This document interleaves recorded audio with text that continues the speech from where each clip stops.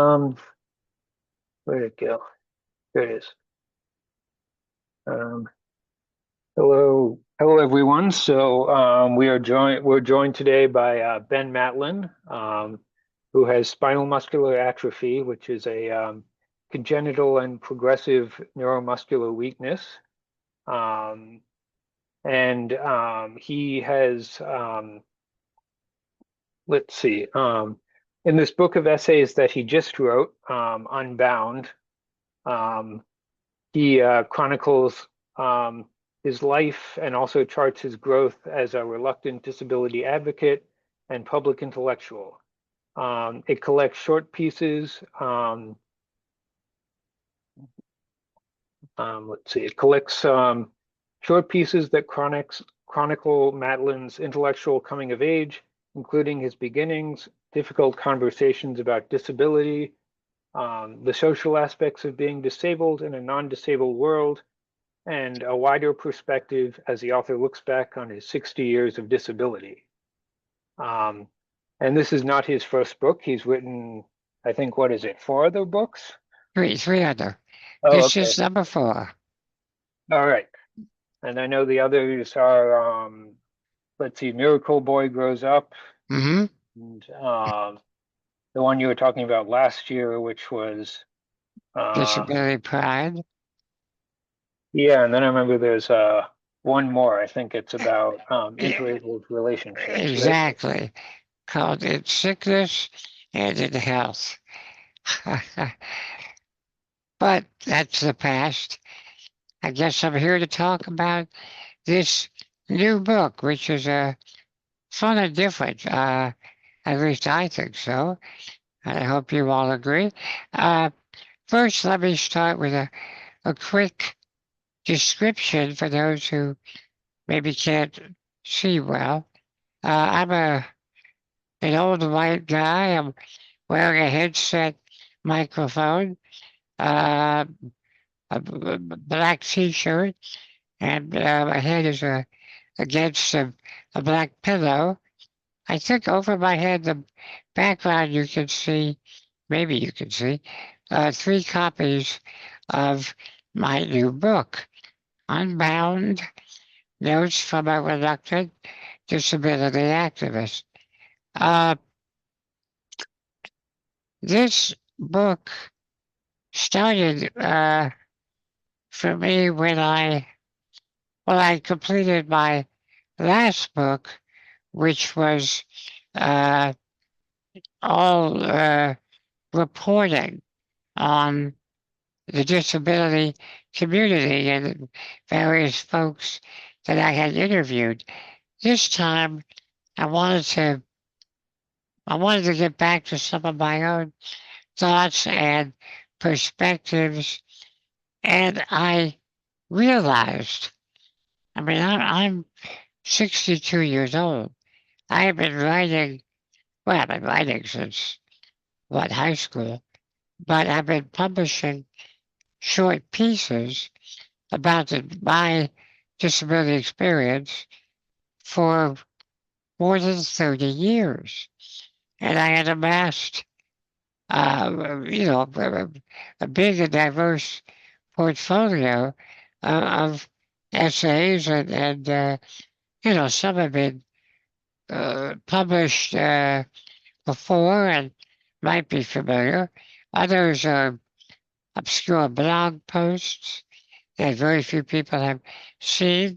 And the collection includes some brand new material as well, never before seen by the reading public. Uh, uh, what else can I tell you? The book is organized not really chronologically, but by subject area, by broad themes. Uh, so, the first bit is sort of my early years, my growing up with my disability, going to college and getting married and all that good stuff. And then my first uh, forays in activism, which for me meant writing an essay for the op-ed pages of newspapers. And I realized that was right for me. I wasn't one to go on protest marches and that kind of stuff. Uh, I admire people who do. It's very important that people do that. But it wasn't for me. Uh, but I could still express my activism through my writing. Plus, it gave me something to write about. I tried to write other things and I couldn't get them published. But all of a sudden, I had something to say and a perspective that I guess was unique enough, maybe, that people wanted to read them and wanted to publish them. And that's kind of what I've been doing ever since. Not entirely. I also work for a financial magazine, sort of my day job, because, well, I guess that's part of what I've wrestled with. Am I a writer or am I an activist? Well, I'm a bit of both. Anyway, that's a long introduction. Uh, so the book is diverse. It does kind of, track my life in a sense, or at least my intellectual life. Uh, how my views on disability things have shifted, have evolved, developed over the 3 decades. Uh, and I imagine readers don't have to read it in order. You can pick and choose, dip into it, whatever. And in fact, one of the pieces in the collection is an edited transcript of the last time I met with Warren and we had a chat like this. So thank you for that. And to find out what we said, you'll have to buy the book. Or you can check it out from the library. We have it Yes, of on, course. on display downstairs. Good. Terrific. Um, does anyone have any questions? If not, I can maybe ask one. Um, are there some topics that you particularly wanted to touch on in this book that you feel like you didn't touch on in previous books? Well, interesting question. Uh, I, you know, previous books were not, I didn't really express a lot of opinions on the issues.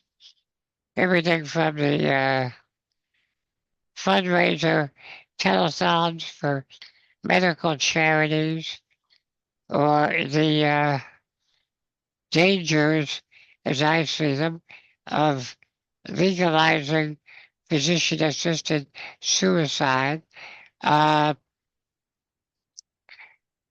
these are complicated subjects in a way, sensitive, a lot of opinions people have. Uh, what do we mean when we talk about disability pride? Uh, Different definitions and aspects to that. Uh, these are some of the more, I don't know, controversial issues that I got to address in these essays that I really have not covered adequately before. So I know some of it covers your personal life, which I think was Yes. may be covered in Miracle Boy Grows Up. So, In a way, yeah. so does this expand on some of that, or does this feel more personal? Well, this collection is not a memoir, not really an autobiography. Uh, it's I'm not telling a story exactly, although I think one can connect these short pieces to kind of form a picture of where I've come from and how my perspectives have changed. Uh, Okay. Thomas actually has a question, I guess, going along with that. Super. You said your views have evolved. How so? Well, it's interesting. Uh, One big area for me has been coming to understand the diversity of the disability community. Uh, I mean, I knew from the beginning that we're not all white men in wheelchairs like me, but I did not understand uh, that there are experiences and perspectives that people with more intersectional identities have. Uh, Minorities within the minority, within the minority. Uh, Also, uh, I think I have a greater understanding now of invisible or less apparent disabilities, uh, neurodivergencies, and uh, uh,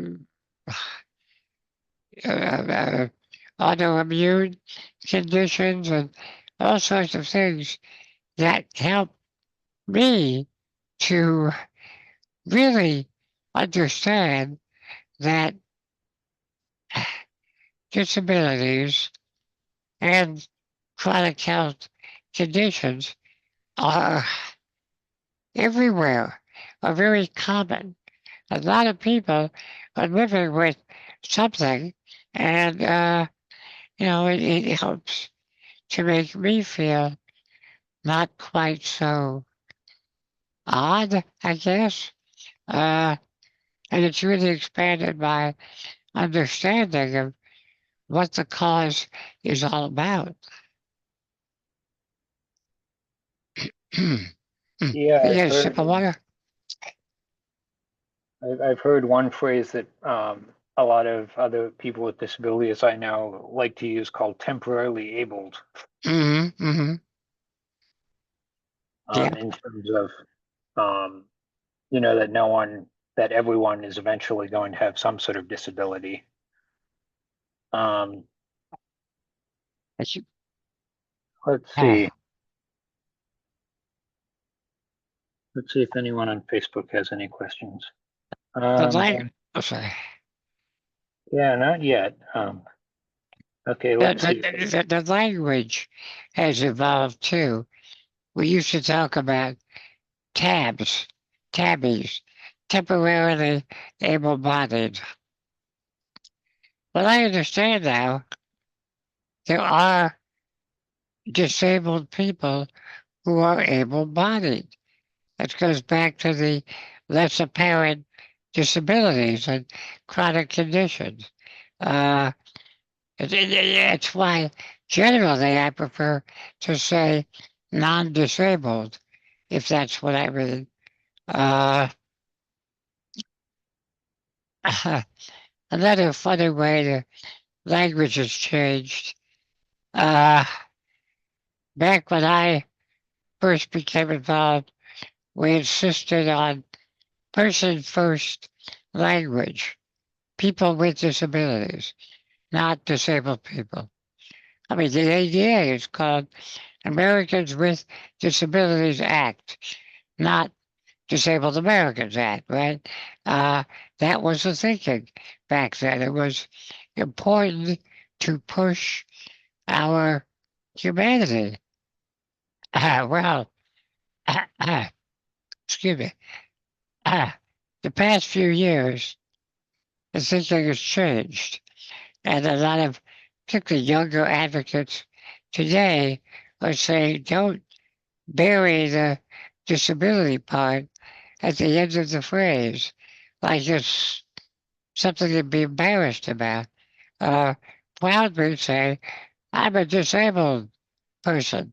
Put disability first. I mean, whatever. To me, it's sort of tomato, tomato, you know. But I get the point. I mean, I guess I have enough of an old fart. I have enough of a long experience to sort of say, well, you know, okay, it's interesting. These things change. Uh, I'll go along with it. I always thought person with disability is a bit of a long, ungainly phrase, but if that's what somebody prefers, great. If somebody prefers disabled person, fine with me. Um, you know, I'm pretty easygoing about words. Uh, I grew up with the word handicapped, after all, which is frowned upon now. And even the terrible word cripple, a lot of us like to use now, at least among ourselves. So, I don't know. It's all relative. Yeah, I've Uh, heard that phrase used kind of ironically, I think, as a way to yes. reclaim it in the way that I think in some ways the African American community does, or the Hmm. gay community. Yes. So, did you deliberately try to find people for this collection that you felt like their experience was very different from yours? So, people who had invisible disabilities or were non-binary or things like that. Yeah, well, I have in the past. And I guess some of the pieces in this collection reflect my thoughts on what I've learned from that past research. Because when I would talk to other folks, I had to be quiet. I had to stay out of it and just be a channel for their views to be expressed and published. So this time I had a chance to give my own perspective. Uh, and, you know, when something moves me, something I learned like that, uh, I write about it. And every now and then I'm lucky enough to get my writing published. Um, so let's see. I'll go back to Facebook and see if people are posting questions. They aren't. So let's see. What else can I ask? So I think you said a little bit that this collection ends up being more personal Hmm. than your previous books. So Yes, indeed. and it sounds like you were saying that's kind of liberating in a way compared to other ones. Yeah, I think that's right. I found uh, reading over these pieces, well, I edited them to take out the repetition. I mean, how many times do you want to read? I was born with spinal muscular atrophy. I never walked. I never stood. I've always used a wheelchair. It's slowly progressive. I no longer have the strength to feed myself. That kind of stuff. I had to put in all these essays to, identify who I am. Uh, but I didn't think the book reading public needed to hear that over and over again. Uh, but yeah, I published pieces about, as I said, about growing up, about getting married, about my college years. Uh, in a way, the ones I like best are not the arguments, the real activist pieces. I like some of the lifestyle stuff, something in the news that amuses me as a disabled person. For instance, there was a story a few years back that Justin Bieber had been spotted at Disneyland using a wheelchair. And people were offended that he would need a wheelchair if he did not need a wheelchair, that he would use one. Uh, was he, making fun of disabled people or something? I thought it's kind of cool. If Justin Bieber is not embarrassed to be seen in a wheelchair, maybe being seen in a wheelchair is not so terrible. Should not be embarrassing. And besides, as we all know, if you're in a wheelchair at Disneyland, you get to cut the line. It's a great advantage. So I thought that was funny, and I wrote about it. It got published. Uh, I like those pieces. I like the funny side of disabled life. That's why I say reluctant activist. I didn't want to be an activist. I wanted to be a writer. Uh, but I had to become at least active in my own way because as I became an adult, I became very aware of the discrimination in society. And I just felt compelled to help other people to see it too, to understand what's going on, not to yell and scream and protest march and spout slogans, but to really get an inside understanding of, at least of the perspective of one disabled person anyway. And it turns out that a lot of others agree with me. So that was nice.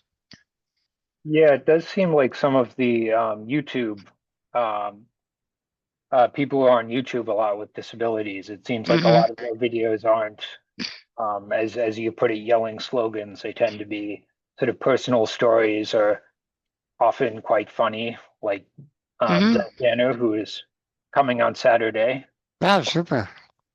or Shane I'm a Burgos. fan. Oh, yeah. Yeah, Yeah. Yeah, there's a lot of folks out there, which is great. Uh, I will say there is, or there can be, I think, a problem when a disabled person gets attention and it's all about that person. I want to be accepted. I want to be loved uh, without any consciousness of the community the larger aspects of what is behind the problems that these people are facing and talking about. Uh, Many years ago, I was talking to Shane Burkaw, or maybe it was by email. Anyway, I said, you're great, you're funny, you're talented, you're expressing important stuff that I identify with, but I wish you understood the bigger issues better. And I think he's changed. I think he does now that he's on of what, 31 or something. He does understand that there are bigger issues than just his own personal uh, access barriers that he faces. Uh, and in fact, he gave me a nice blurb for this book, praising that I am able to explain these social, political aspects in an understandable and accessible way, which I appreciate. Uh, that's kind of my goal. Uh, yeah, I'm talking about myself, but I hope I'm really talking for or about the system, the society, uh, and uh, and how it could be fairer. And I'm just one example of somebody coping with that stuff. Yeah, I mean, it seems like one thing that Shane brings up in some of his videos, I think, is, just general access issues and Hmm. accessible parking and um, healthcare. Hmm. Hmm. Um, Because there are so many things that people cope with, and some may focus more on healthcare or on, I don't know, transportation, access, uh, or personal, relationships. There are so many things. Uh, some more serious, perhaps, than others. Uh, I mean, this budget that just passed in Washington is going to cut Medicaid by something like $1 trillion. A yeah, lot of, yeah, a lot of my uh, siblings in disability need Medicaid. It's already rough enough, and then uh, it just could be. People could, I dare say, people could die as a result if if they aren't able to get what they need and what they're entitled to. Uh, so some of these issues are very serious indeed. Uh, and again, I'm probably not the best person to talk about these things, but I want to be aware of them. And if I'm having a discussion like this with you, uh, I don't want to overlook those issues that may not be uh, especially relevant to me, but I feel connected with them, and I think they need to be not ignored. We get a sip of water, please. Yeah, come on. Somebody must have a question. um, I'll oh, answer okay. anything. Yeah, it looks like Thomas has a question again. But I'll let you finish your water first. Thank you. So Thomas was asking, who are some of your personal heroes? Spider-Man? No, let's see. Uh, God, I hate to name names because I will forget someone for sure. Uh,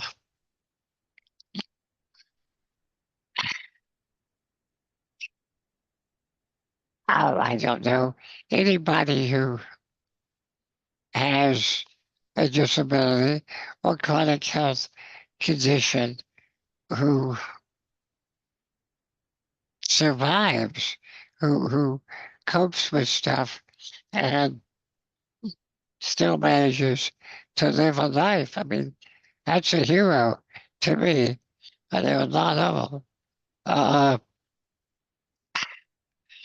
as a as a writer, uh, I uh, I like writing that is economical, not too wordy, and meaningful, and funny is nice. I like funny writing, funny people. Uh,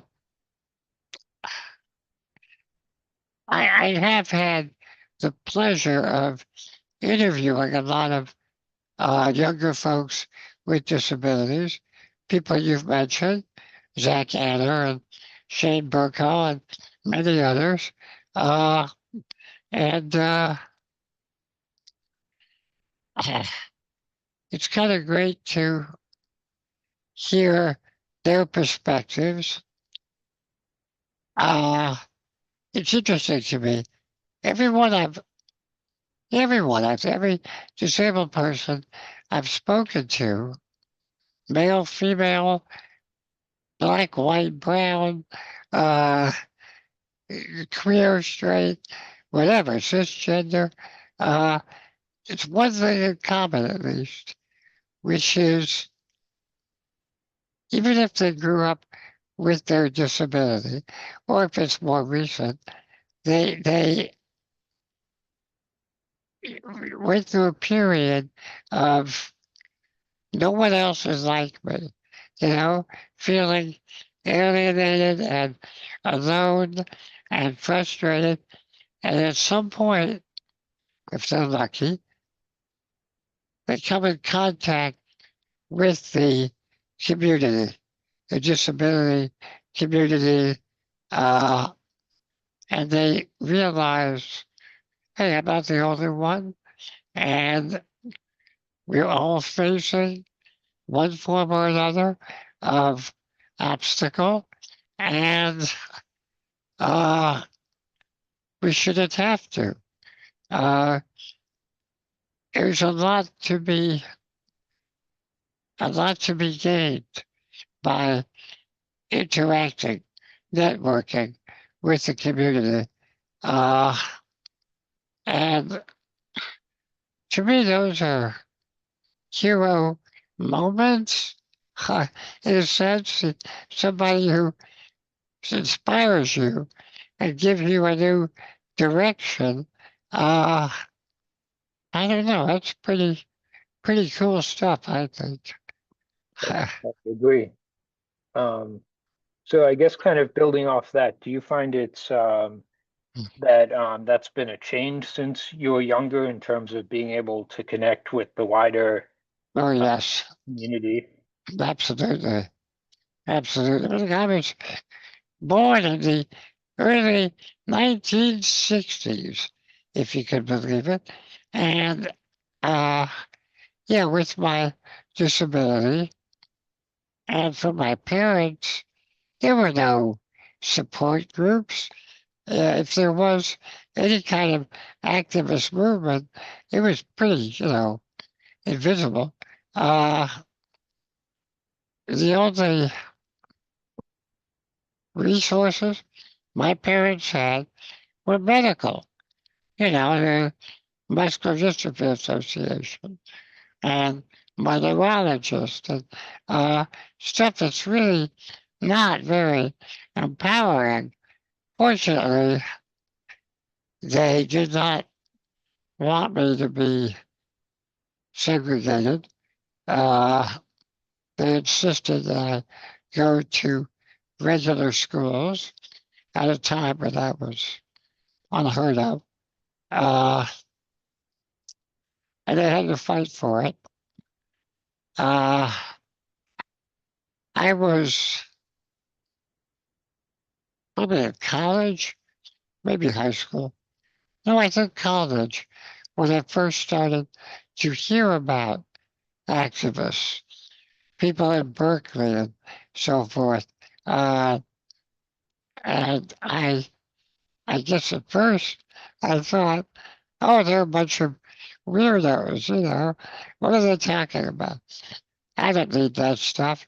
I'm fine. Uh, but it started to grow on me. The more I read about what these people were saying, I would back up a second. There was one summer that I attended Crip Camp, not the one in the movie, but a camp for disabled kids.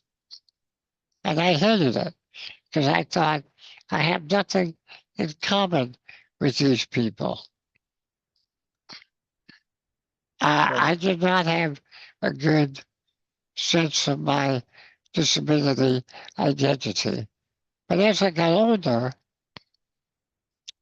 and began to read what some of the activists were saying, I thought, oh, there are other people out there like me. Uh, and what they're saying is making sense to me. It reflected aspects of my life. And so I came to know some of those people. And we became friends. They were all a little bit older than me, and many of them are no longer with us, but which is sad. It is nice to know that the younger generation is still active. It's carrying on the movement in new and different ways. And so you mentioned that mainstreaming was difficult when you were growing up. So what Mhm. were some obstacles that you faced in education? Well, yeah, it was a new idea to have to integrate disabled kids with non-disabled kids. Uh, the school I ended up at had stairs to get in. My dad had to haul my wheelchair up the steps every morning. Uh, and I had to work stuff out with teachers to accommodate my needs. One of the first things I remember was at lunchtime, all the kids got a little carton of milk, and I could not open my milk myself. Uh, so I had to kind of, its teacher had to learn to accommodate me in various ways, but there was no system for doing that. I had to say, help, which was embarrassing. And I didn't always manage to ask for help because I didn't want to stand out that way. Uh, if I had to go to the bathroom, uh, I guess I'd had a few accidents. And the teacher, this was in first grade, talked to my mother, and they talked, and it was decided that I had to come up with a code word because I didn't want to say, I have to pee. That was embarrassing to a 6-year-old. So I just called out a code. It was 1, 2, 3. It's all I could think of. I was 6 years old. But the teacher knew, oh, I have to help him go to the bathroom. Uh, so we had to make up our own accommodations. And a lot of it was put on me. It was hard. I mean, I learned, I guess, to be sort of assertive, sort of, whoops, go to sleep. Sorry, computer turned on. I had to be sort of assertive, but I wasn't always willing or able to. Because I wanted to be, a cool guy. I didn't want to be asking for stuff. Uh, in retrospect, it was hard. Uh, even as I got older, getting books out of the library, turning pages in great big textbooks, I couldn't handle it. So I sort of fake it. I don't know. I'd read a summary or we didn't have the internet. It was harder to cheat. Uh, I got by, but there were some years I got very poor grades sometimes. Uh, and fortunately, there were some teachers and my parents and stuff who uh, knew that I was able to do stuff that wasn't always showing up in my schoolwork. And so we had to adapt a bit. And well, it all worked out in the end, I guess. Huh.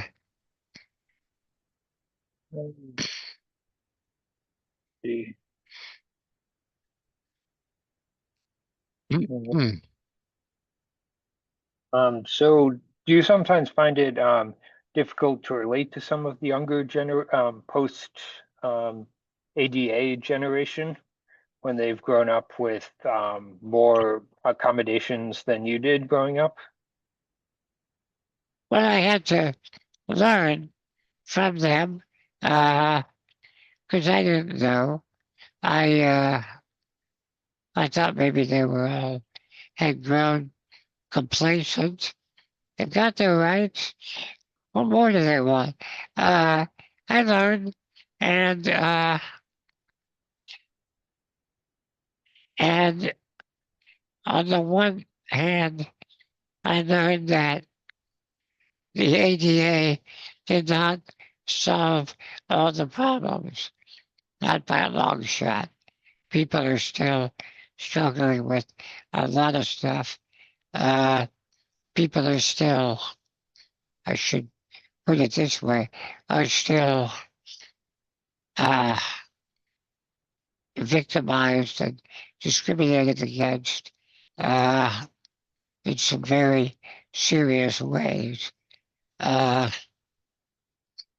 and on the other hand, the younger generation is not complacent, They're still they're carrying on the fight and in ways that, in a way, are not appropriate for me to talk about because it's their stuff, it's it's their story, not mine.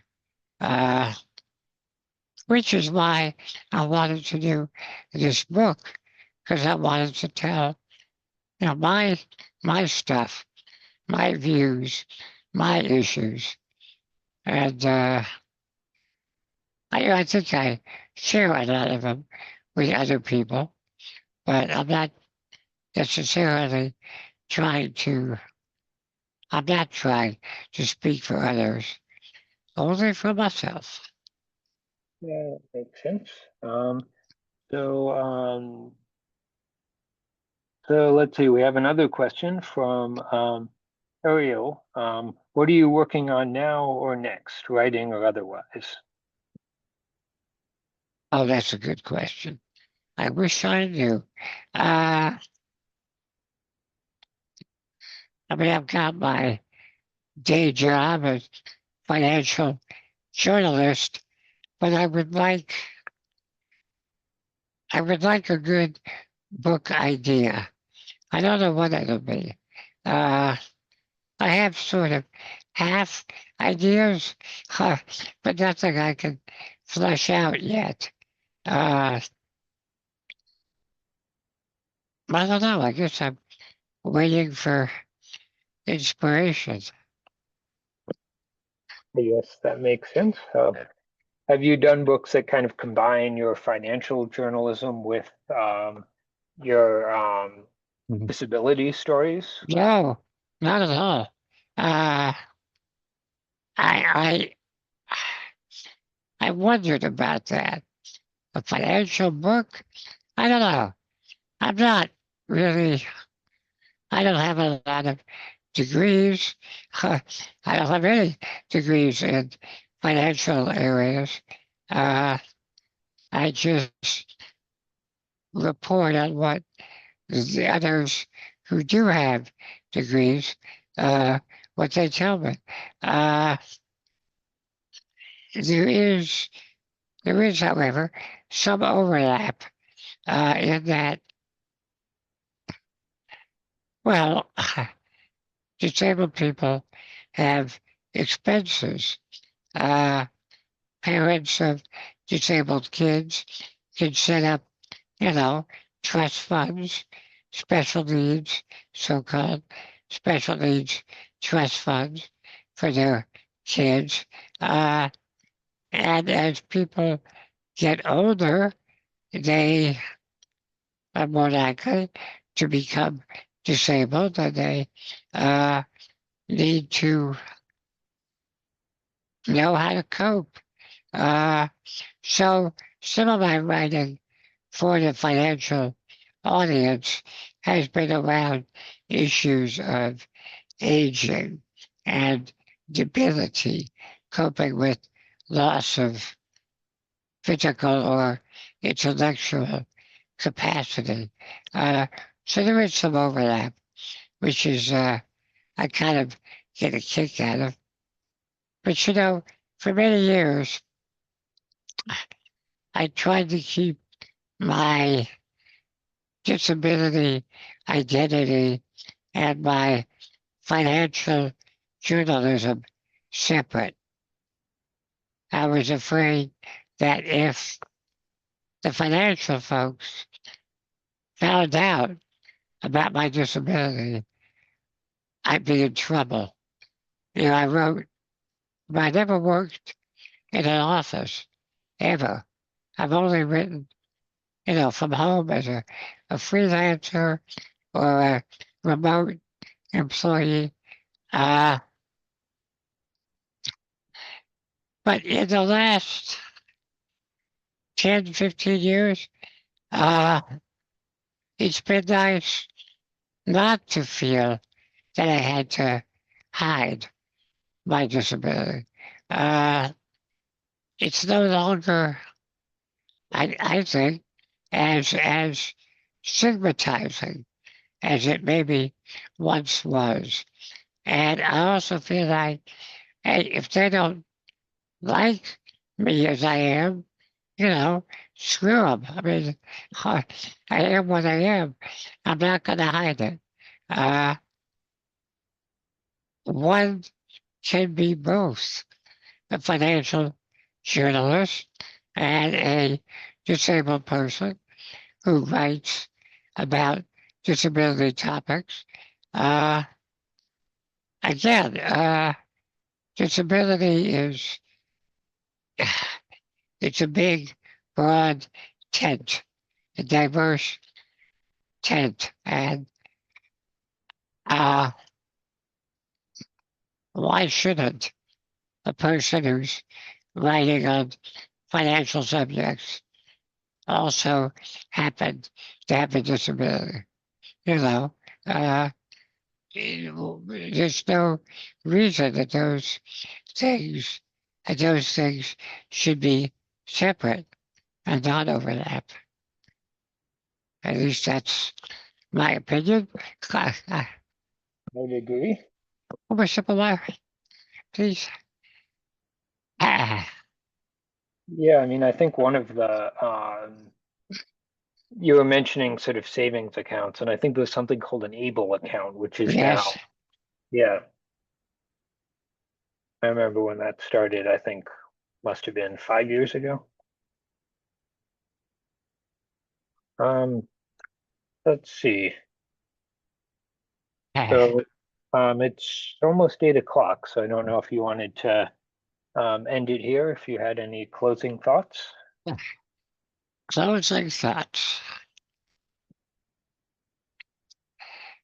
Well, not to undermine the library, but the more people do, even I won't even say buy the book, even ask for it at the library. There, the more the world knows that there is an audience, there is an interest in learning about disabilities and hearing from disabled folks of different kinds. I mean, books, movies, TV shows, whatever. Uh, the more the better. Uh, let those people in charge of media uh, know that we're out there and that people want to see us. We don't need to hide. Uh, I try to encourage everybody to read my book, read other people, uh, other disabled folks' books, and uh, that it will count. People will notice. People in charge will notice that the public wants to hear our stories. Yeah, that's what I have some displays on for Disability Pride Month, and I was trying to get as many different perspectives as I could. Super, super. Um, let's see, anyone else? And Thomas and Ariel both say thank you for presenting, and I'll see if anyone on Facebook has anything that they want to add. Um, so doesn't look like they do, but I guess I'll add at the end that if anyone comes up with questions that they want to ask later as they're watching the recording, or if they're watching this later on Facebook Live, I can reach out to Ben and ask him for you. And I guess we'll end there. Thanks for coming, and people who are watching, thanks for joining us. Indeed, thank you. All right, good night, everyone.